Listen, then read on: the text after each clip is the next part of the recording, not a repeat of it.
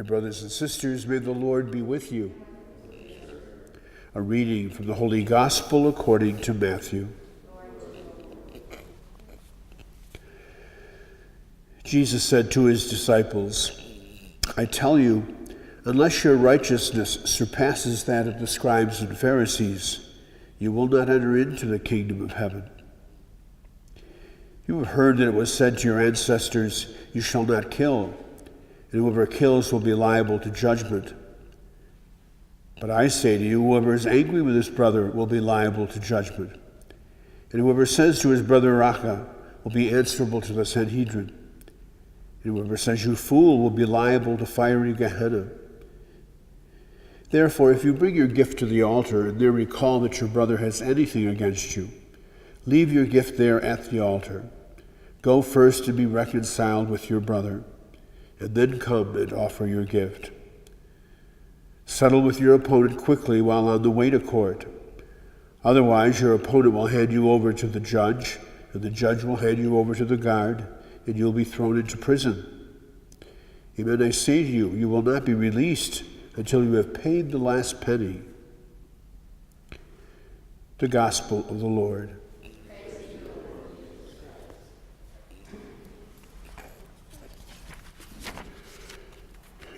The first reading this morning from Ezekiel, the prophet puts a parallel between a wicked man and a virtuous man and suggests that the actions that a person carries out impacts how God recognizes and shows mercy.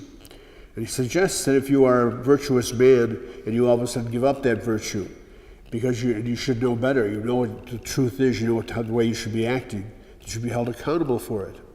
At the same time, the wicked man, if he gives up his wickedness and all of a sudden changes to virtue, will be blessed for it. And God, in turn, through Ezekiel, suggests that this is not unfair on the part of God. Bottom line is that if you know what you should be doing in good conscience, you have to live by that good conscience.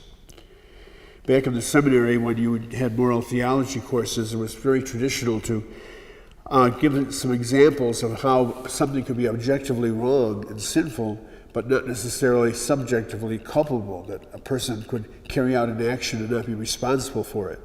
And one of the classic examples that are given is the idea of a cannibal in some far-off culture who has no concept of life, expects in the sense that his eating of the flesh of another human being is part and parcel of life.